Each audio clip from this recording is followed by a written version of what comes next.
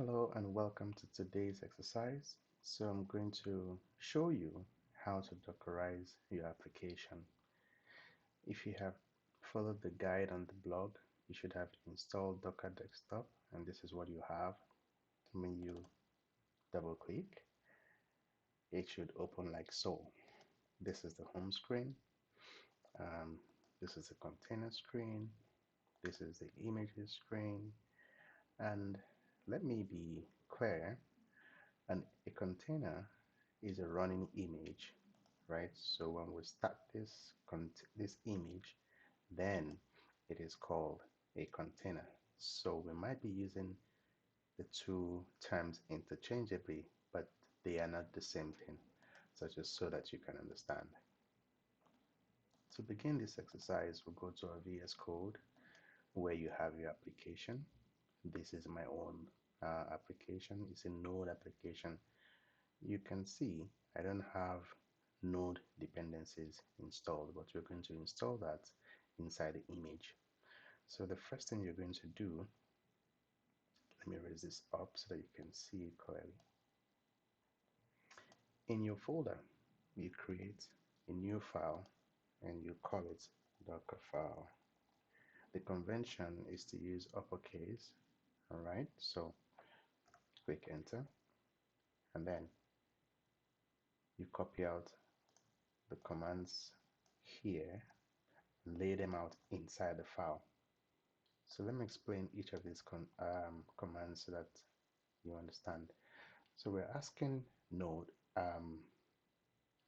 Docker to pull this image. Where is it pulling it from? When you go back to your desktop, you can just type Docker hub. All right, so this is the landing screen. If you already have a profile like me, you just sign in.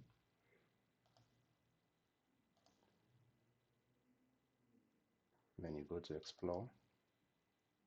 So this is where all the images are. Because we're running a Node application, I am pulling Node image. So you click on it. You can take anyone you like. All of them are different images based on different Linux containers. Now, I usually like going with Alpine, and so that's why you're seeing Alpine here. So that's where it is pulling it from. It's pulling it from the cloud. Okay. So we're asking Docker, copy everything here into our working directory and call our working directory inside the container, inside the image, call it app. We created the environment variables. These are kind of standard, right? If you want to run any application, this is the instruction you're going to give Docker to run. And we're copying our files, these two files, into the root directory. And then after that, we run npm install. If you are running a Node application, you know that you must install npm, and that will create all of your Node dependencies. And then once we're done, this is the command to start our application. So with these commands, you can just click on save. So with all of this, we're going to Dockerize this application. That's the beautiful thing. But before we start, let us use the command docker images. So when you use this command, you see it allows you to see if it's an existing image already. And before we started, I had showed you in my Docker desktop that I had an image. So when we finish, we're going to have another entry like this. All right. So the command you're going to use, the first command to build an image, you're going to say docker build -t, and then give it a name. What do you want the name of your image to be? We can just say first build. No, let's call it second build because we have something there already. Second build. It's always good to go with lowercase. And then after that, you put a dot. So we're asking Docker to take everything here and put in take everything here. So you press enter. So Docker is going to start running all of these instructions. Everything here is what Docker had done. And it's so fast. Our image is completed. Now we can just move around our image like a briefcase anywhere, or like having to run it in a VM. So you see all of the instructions we gave Docker. You can see step 1 of 6, step 2 of 6, which is this, step 3 of 6, step 4, all of the commands, and that's beautiful. So let's see the new image we just built. Okay, so you're not going to see anything because we've not started it, right? So you're just going to add -a to it. Oh, sorry, that was the wrong command. Docker ps is the command you use if you want to see your running containers. Okay, so we're going to say Docker images, and you should see our new application. This is the one we built, and that's the SHA, and that's the size. Okay, now we want to spin up this image so that we can see if our application is functioning properly. So the command to do that is you say Docker run -rm -it -p 3000 and then of course the name of the image, which is second build. So let me quickly explain this. Now we're saying Docker map 3000 for 3000 because Docker is more like a standalone computer, right? It has its own IP address, it has its own port, it has its own CPU, it has its own RAM. Okay, you need to understand that about Docker. So we're asking Docker, we're mapping this port 3000 on our local host to port 3000 inside. This is what we're defining inside. I could make this port 80. Let me just make this port 80. Let's not use the convention. Let's just say 80. And let's see what that gives us. Let's hope it runs. If it doesn't, we'll come back to 3000. But it should run. So, all right, our application is running. So we can just go to your web browser and let's do 3000. I mean 80.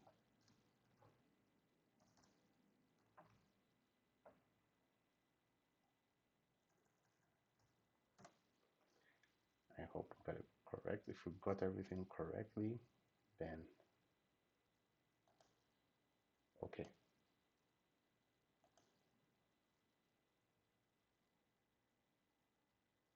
Okay, so let us rerun the command.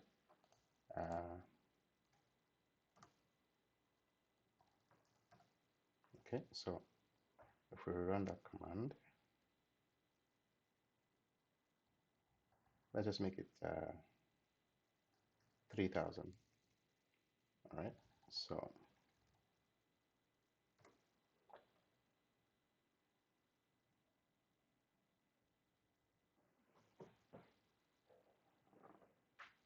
we'll go back and then we do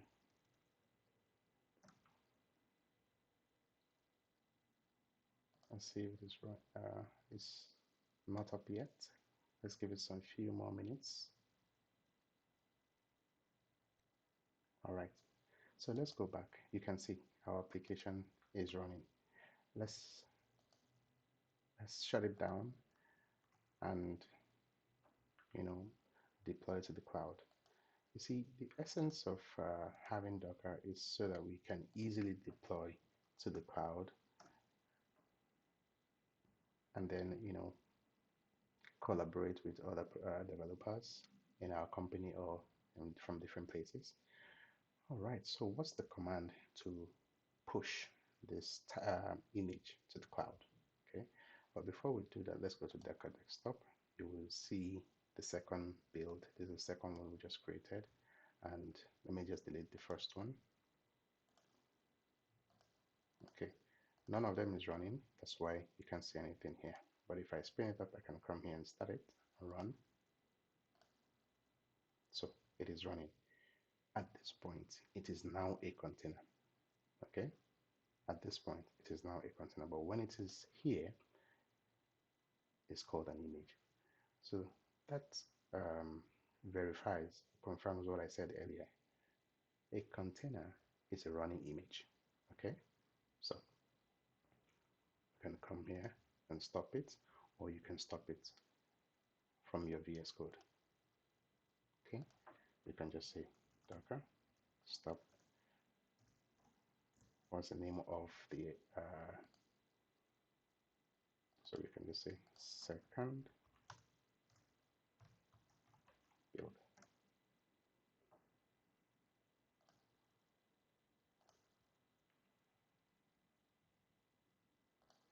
Okay, let's just stop it from here because we didn't start it from there. We started it from here, from Docker desktop. All right, it is stopped. Now let's see how to push our application, our image, now image. Let's push it to the repo. And if you have created a profile, you should have something like this. Okay, this is mine. I've created this. So let's use this one. Um, okay, all of them they have something because I had pushed some previous image. Let's see. Let's just delete this.